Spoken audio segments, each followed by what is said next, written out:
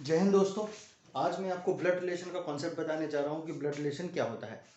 First of all blood relation समझ लेते हैं कि ब्लड रिलेशंस किन किन के बीच में होता है। ब्लड रिलेशन का मतलब होता है कि बहुत ही घनिष्ठ संबंध, ऐसे संबंध जो कि आपके दादा दादी से शुरू हुए हैं और आप तक पहुँचे हैं और अब आगे भी बढ़ेंगे। ऐसे रिलेशंस को हम ब्लड रिलेशंस कहते हैं, जो कि डायरेक्ट हमारे रक्त से संबंध हैं, जिनको हम डायरेक्ट अपना नॉमिनी बना सकते हैं। वो सारे के सारे रिलेशंस हमारे ब्लड रिलेशंस कहलाते हैं। ठीक है, अब देखते हैं कि ब्लड रिलेशंस को हम बहुत अच्छे से समझते हैं। हम अपने आसपास यही सब देखते हैं। जैसे सबसे अच्छा होता है ब्लड रिलेशंस को या कोई भी क्वेश्चन को समझने के लिए कि सबसे पहले आप अपने आप के लिए हीरो मान लें। अपने आप मतलब मैं खुद को एक सब्जेक्ट माना हूँ। ठीक है, सब्जेक्ट का मतलब होता है कि कोई भी क्वेश्चन आएगा उसके लिए मैं हीरो खुद रहूंगा। अब मैं हूँ, अब मेरे रिलेशंस में कौन कौन है? सबसे पहले तो मेरे माँ बाप हुए, पेरेंट्स। ठीक है, उन पेरेंट्स के चरणों में मैं हूँ, तो सबसे पहला रिलेशन मेरा हुआ पेरेंट्स के साथ। ठीक है, देन मेरे दादा दादी, देन मेरे भाई बहन। तो इस तरीके से जो रिलेशंस बनते हैं वो सारे के सारे ब्लड रिलेशंस कहलाते हैं। अब मेन बात आती है कि इन रिलेशंस को हम अपने चारों तरफ देखते हैं। कोई भी इंसान होगा, अगर इस सोसाइटी में होगा, इस समाज में होगा, तो वो इन रिश्तों से बंधा हुआ होगा। ठीक है, तो ये रिश्तों को हम समझें कैसे, इनको पढ़ें कैसे और उनको पेपर पे उतारें कैसे, ये हम देखते हैं। सबसे अहम रिश्ता होता है जिससे बाकी के अदर रिश्ते निकलते हैं, वो होता है सबसे पहले एक होता है पति पत्नी का रिलेशनशिप। किसका होता है? पति और पत्नी का रिलेशनशिप। ठीक है, पति और पत्नी का रिलेशनशिप। सबसे पहला रिलेशनशिप होता है पति और पत्नी का रिलेशनशिप, जिसको हम इस इनफाइनाइट के सिंबल से डिनोट करते हैं। काय से डिनोट करते हैं? इनफाइनाइट के सिंबल से डिनोट करते हैं। क्यों करते हैं भाई? इस इनफाइनाइट का मतलब होता है जन्म जन्म का साथ। ठीक है, जन्म जन्म का साथ देंगे, इसीलिए अपन इसको इनफाइनाइट के साइन से डिनोट करते हैं। कहते भी है ना भाई, 7 जन्मों तक साथ देंगे, 7 जन्मों तक साथ है। तो इसीलिए भाई इतने जन्म तो किसी ने देखे नहीं है।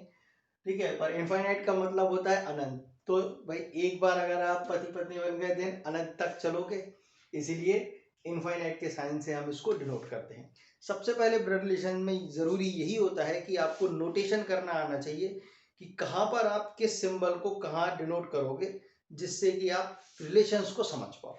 ठीक है, सबसे पहला हमने देख लिया इनफाइनाइट के साइन से डिनोट करेंगे। देन सबसे एक और अहम बात कि मेल और फीमेल का ड्यूरेशन। तो मेल के लिए हम अल्फा से डिनोट करेंगे और फीमेल के लिए हम 0 से डिनोट करेंगे। क्लियर? शादी हुई दो लोगों के बीच में, मेल पति, तो मेल को डिनोट करने के लिए हमने अल्फा का प्रयोग किया और फीमेल को डिनोट करने के लिए हमने 0 का उपयोग किया। ठीक है, तो ये तो हो गया मेल और फीमेल का डिनोशन। अब इनसे हुए कुछ बच्चे। भाई पति पत्नी का रिलेशन है, अब बच्चे हुए, तो बच्चे की जगह कहाँ होगी भाई? अगर ये अब पति पत्नी है, अब जैसे ही बच्चे होंगे तो ये पिता और माँ कहलाने लगेंगे।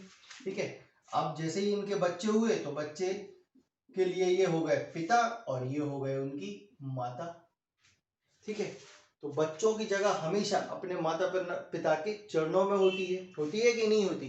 ठीक है, तो अब सपोज करो कि इनका एक बच्चा हुआ, बच्चे का नाम रखा अपन ने राजू। ठीक है, बच्चे का नाम रखा इसने राजू, और राजू एक लड़का है, तो लड़के को डिनोट करने के लिए हमने अगेन अल्फा का प्रयोग किया।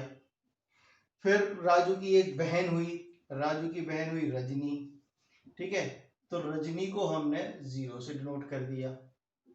ठीक, अब देखो हमने कौन कौन सा सिंबल प्रयोग किया, एक खड़ी लाइन का प्रयोग किया, एक आड़ी लाइन का प्रयोग किया। यहाँ पर ये क्या होते हैं भाई? इसको समझने के लिए सबसे अच्छा तरीका है कि आप ये समझें कि राजू कौन है, पिक्चर में हीरो कौन रहेगा? हम खुद।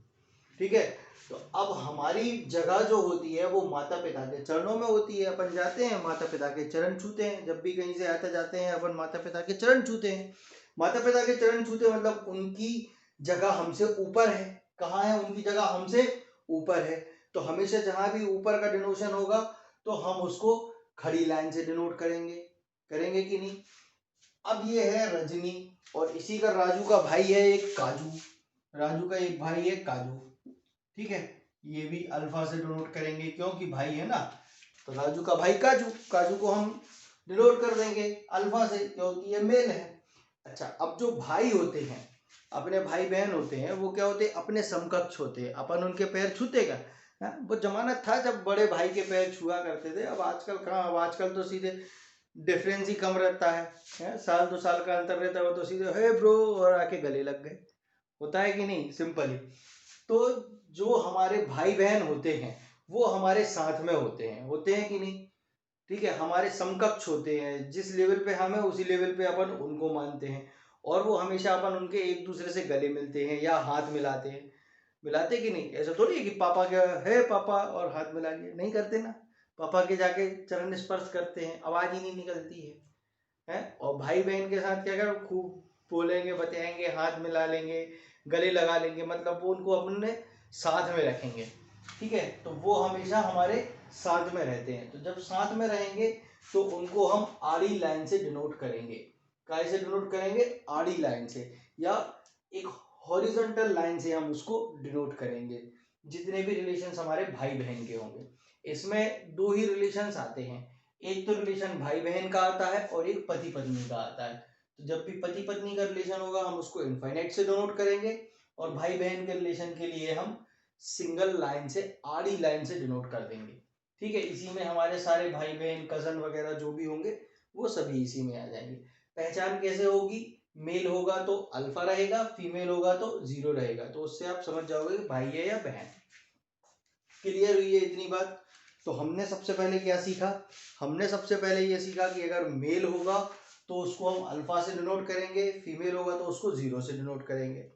सारे के सारे रिलेशंस कब जनरेट होते हैं? जब मेल और फीमेल का विवाह होता है। तो विवाह करने के लिए हमने सिंबल को डिनोट किया इनफाइनाइट से, ठीक है।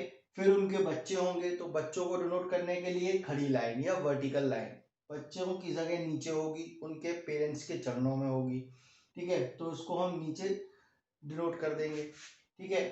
फिर इनके भाई बहन जो होंगे वो उसके साथ में होंगे, तो भाई बहनों के लिए हम आड़ी लाइन से डिनोट कर देंगे। क्लियर? इतनी बात समझ में आई कि नहीं आई?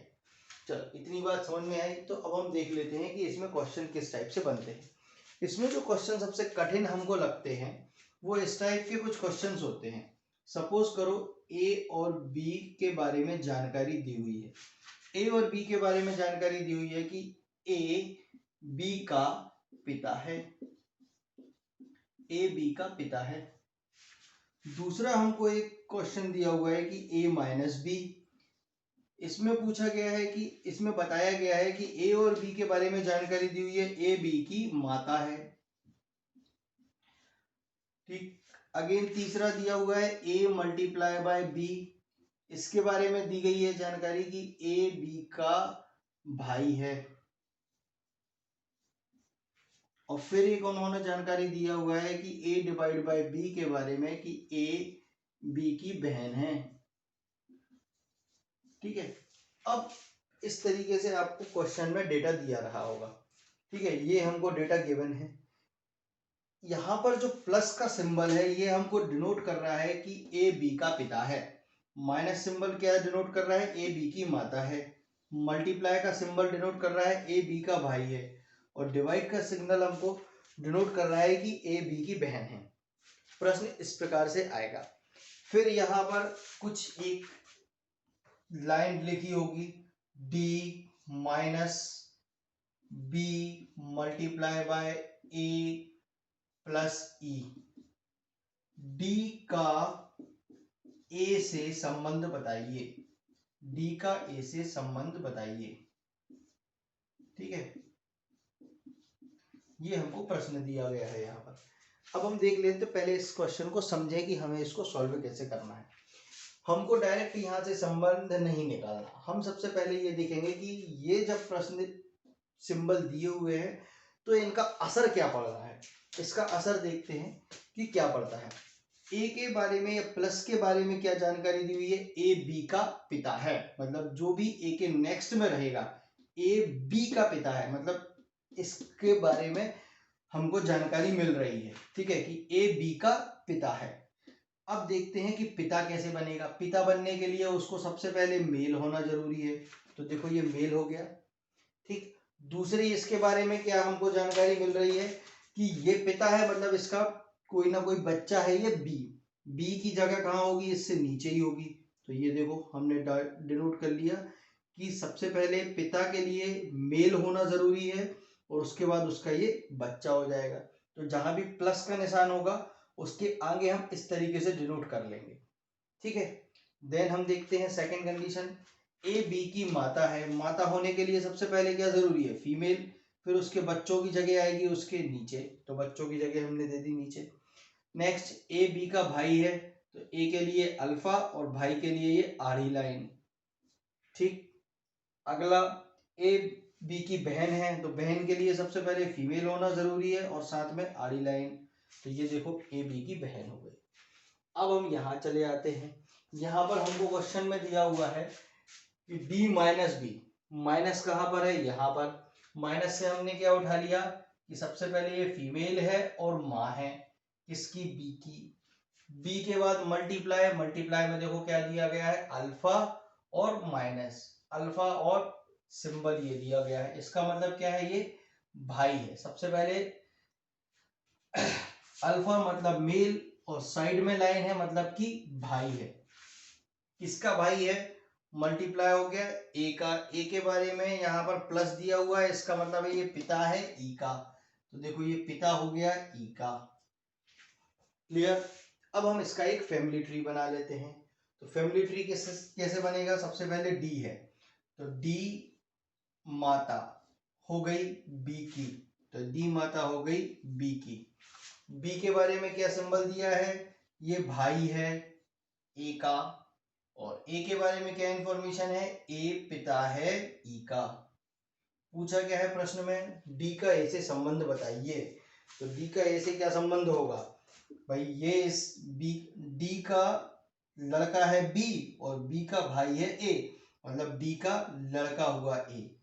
ठीक है, डी का लड़का हुआ ए। तो डी का ए से संबंध है कि डी ए की माता है, डी ए की माता है। इसी तरीके से सारे के सारे प्रश्न जो भी हमसे पूछे जाएंगे, हम इस तरीके से एक फैमिली ट्री बनाकर उनके सॉल्यूशंस को दे देंगे। ओके, तो मिलते हैं अगली क्लास में। इसकी पूरी की पूरी एक्सरसाइज, अभी तो मैंने ये आपको एक कॉन्सेप्ट बताया और ये एक टाइप के क्वेश्चंस बताए हैं।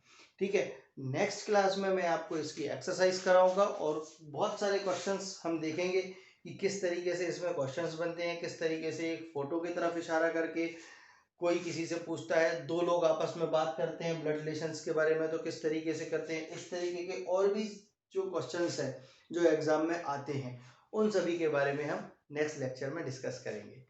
Okay, have a nice day, thank you, जय हिंद।